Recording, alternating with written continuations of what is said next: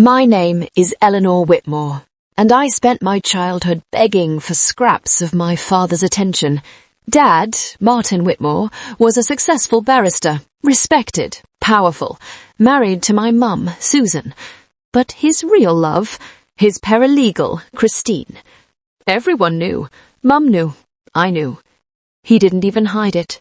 At age 10, my school play, I had the lead role, practiced for months. Dad, you're coming, right? Of course, darling. Wouldn't miss it for anything in the world. He missed it. Dinner with Christine ran late. Sent flowers the next day, like that fixed anything. At age 13, Mum's cancer diagnosis, stage 3 breast cancer. Dad was distant, working late every night. He was with Christine. I'd see his car parked outside her flat in Hampstead when I took the bus home from hospital visits. While Mum was having chemo, he was having wine and candlelight. Age 15, Mum died. January 14th, 3:47 a.m. I was holding her hand, alone. Dad was unreachable, phone off. He showed up 6 hours later, smelling of perfume that wasn't his or Mum's. Didn't even care to apologize. At age 17, I got sick, really sick. Collapsed at school, ambulance, hospital. Diagnosis? Leukemia. It was aggressive, needed immediate treatment. I was terrified, alone, called Dad from my hospital bed. Dad, I'm at St. Thomas's. They're saying it's cancer. I need you. Eleanor, I'm in the middle of something important. Can this wait? Eleanor, I have cancer. I was crying hard. I'll be there this evening. He showed up 4 days later, with Christine. She sat in my hospital room while I was getting my first round of chemo, held his hand while I vomited into a basin, and he let her. That night, after they left, I made a promise to myself.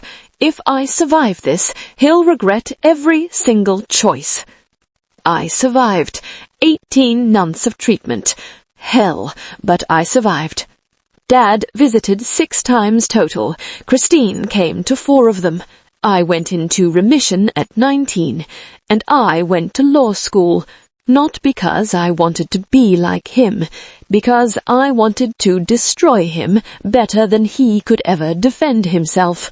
I graduated top of my class, got recruited by a rival Chambers, became a barrister, just like him, but I specialized in family law, divorce, asset division, the kind of cases that destroy reputations. I hired a private investigator, spent £15,000, found everything. Dad had been funneling money to Christine for 20 years. Joint accounts, properties in her name, investments. Money that should have been Mum's. Money that should have been mine. He'd hidden assets during Mum's cancer treatment to avoid them being considered marital property if she survived. He'd been planning to leave her, even while she was dying. I also discovered Christine was married to someone else. Still. Bigamy? No. But adultery with financial conspiracy? Yes. I contacted Christine's husband, David, sent him everything. Photos, bank statements, property deeds, hotel receipts spanning 20 decades.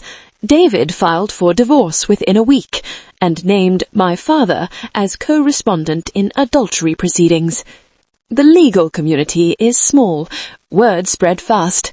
Martin Whitmore, the family law barrister, caught in a 20-year affair. Assets hidden. Wife died of cancer while he was with his mistress. His Chambers asked him to resign. He refused, so they expelled him. I sued him, civil court, misappropriation of Mum's estate. Proved he'd hidden £340,000 in assets that should have been part of Mum's inheritance to me. Judge ruled in my favour. Full amount, plus interest, plus legal costs. £480,000 total. Dad had to sell his house, his car, his investment portfolio, everything. Christine lost everything in her divorce. Her husband took the properties, the savings. She came crawling to Dad. He had nothing left to give her. She left him 3 months later for a wealthier man. 20 years. Gone, the moment the money dried up. Dad showed up at my office, unannounced, broken. "Eleanor, please, you've taken everything. I have nothing left." "Good. I'm your father." "No, you're the man who chose his mistress over his dying wife, over his cancer-ridden daughter. You brought her to my hospital room while I was having chemo. You held her hand while I vomited. I made mistakes."